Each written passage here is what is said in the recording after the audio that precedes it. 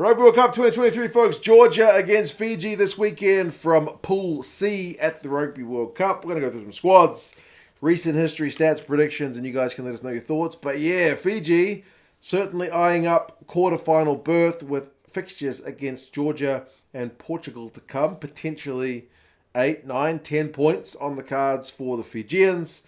Georgia, bit underwhelming in their first game against Australia, and then even more so being held to a draw by the Portuguese. We'll be looking to be kind of banana skin, a spoiler for this Fijian run to the quarterfinals. But yeah, the recent history between the sides is kind of an interesting one because the last match they played was a draw back in 2021. I remember that one being a kind of a disappointing result for the Fijians in that one, similar to what we would have had for the Georgians last week, although not in a World Cup context. But prior to that, the Fijians have tended to have Georgia's number. Back in the Autumn Nations Cup during the COVID times, it was 38-24. Before that, at the last World Cup, when we were kind of bigging up the Georgians, it was 45-10. The Fijians hit back. I think that was after that Uruguay loss. And then 37-15 back in 2018. Although we do have one Georgian win back in 2016 when the Georgians won 14 points to 3. So they have beaten Fiji before, but man, 2016, it's not quite 10 years, but it's a wee while ago now.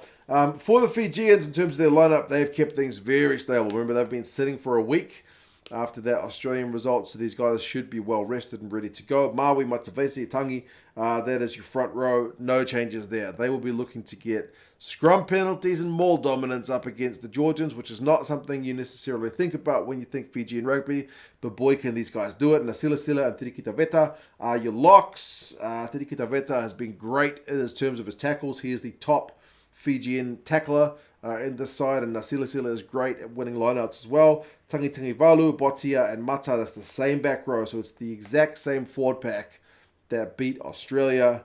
Botia, we know him for his turnovers, but he's also Fiji's top offloader. So that's the kind of mixed game that guy can bring. Mata is also the top carrier for Fiji. So you've got a lot of skills, brawn, brains, and skills in this. Did I say skills twice? In this Fijian forward pack, man. They are... I mean, we haven't even gotten to the backs yet, which is what you like talking about with Fiji, but their forward pack is really good, is what I'm trying to say. Kuruvoli and Teta are your 9-10 combo, so it means Levani is still on the bench. We may expect Kuruvoli to do the goal kicking like he did last time, although the goal kicking has been one area that has kind of suffered since Caleb Munt's injury prior to the World Cup. Tuisova and Nayacalevu, that is a midfield combo to rival any midfield combo in World Rugby. Tuisova is an absolute powerhouse. Nayacalevu is also powerful, gas, skills, like goodness gracious me. And then you got Radradra on the left wing. Ravutaumada comes in onto the right wing, and then Droasese is there at fullback. So the only change to the starting side is Ravutaumada coming in on the right wing in place of the injured Wainingolo. Who misses out, as I said, just through injury. So, yeah, man. Stable often wins games, doesn't it? Ikanivere, Ravai, and Tawaki are the front row replacements. So Tawaki comes into the side. Mayana Vanua is your lock replacement alongside Tuisui, loose forward, and then Lamani, Potitu, and Habosi, the back replacements. 5-3 split for them. There's a lot of talent in that Fijian side. As I said, they've got one eye on a quarterfinal. I'm sure they will not be taking this game lightly. They've had a week to prepare for it. Droasese as your top carrier for the Fijians at the back, but geez, you got carriers everywhere in that back line. It is absolutely star-studded. Georgia, sadly for them, their preparation has not gone that well. I'm noticing a few big names missing. Gorgadze is missing. Cirikidaveta is missing. That's one of your Lucy's and your 12. And then Mamukashvili, I believe all three guys are injured. So 3 of you kind of key players for this Georgian side not available in what was already kind of a pressure game that they would have been targeting, especially on the back of that draw in the last game. Felt like a defeat, didn't it? So, yeah, not ideal, but some of their guys are going to have to stand up. It's going to be a good test of their depth. Nariashvili continues on a loose head. He's captain. Zamtaradza, who got the try, I think, didn't he? Last week in that chase down of the Portuguese lead as the replacement hooker. He's starting this week, and Gigashvili continues on at tight head. Jayanai comes in the in the second row alongside the veteran Mikhail Tadza, and then there's a change in the back row in the absence of Gurgadza. So Jalagonia, who is by far the top tackler for Georgia, he switches to number 8. Saginadze continues on at 7, and then Mikhail Gachichaladze is in at number 6, who comes into the 23. The 9-10 combo is Lobjanidze and Makava.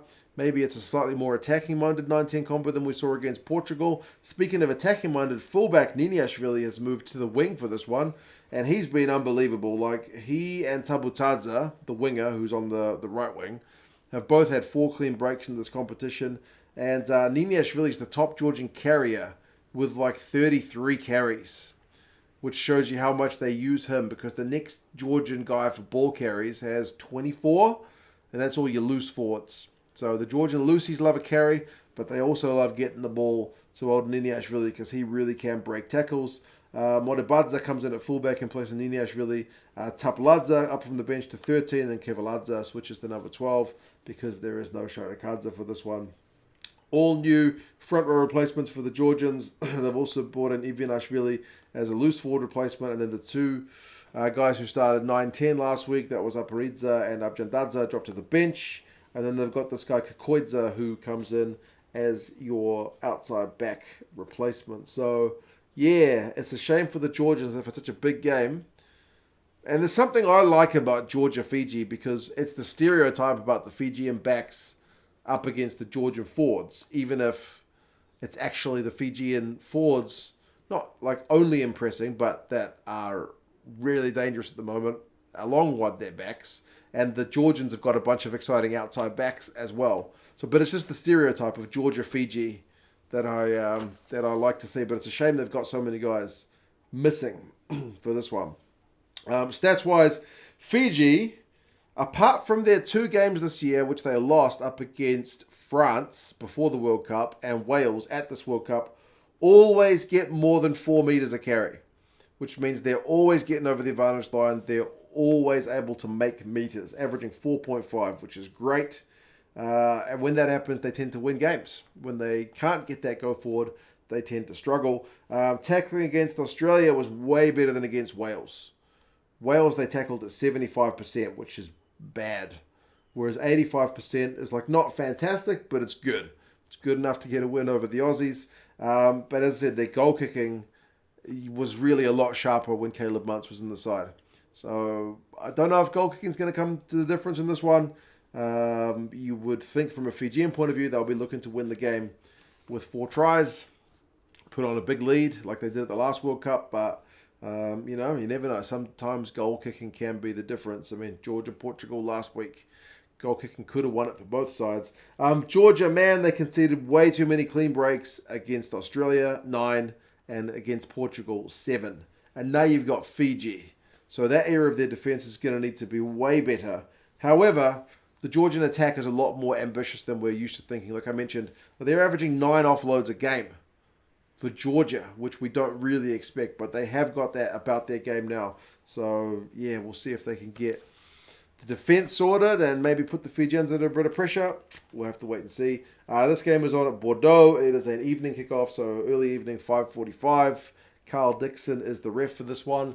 I think that's 4:45 here in the morning in New Zealand. So I will consider as to whether I wake up for this one. It should be a good game, so it should be 4:45 in the morning worthy of getting up. I just need to remember to go to bed early is the only thing.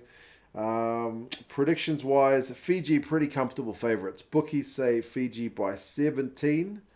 Rugby Forecast Algorithm says Fiji by 15. So, yeah, I look forward to seeing how this one goes. If the Fijian forwards can get dominance, then I reckon the Georgians could be in with a pretty long day at the office. But as I said, we can't afford to underestimate the fact that the Georgians, like the Fijians, aren't just the kind of like single-minded side. They've got some great attacking outside backs and whatnot as well nowadays. So, yeah. You guys listening, thoughts? Subscribe to the channel. Talk to you again soon. See ya.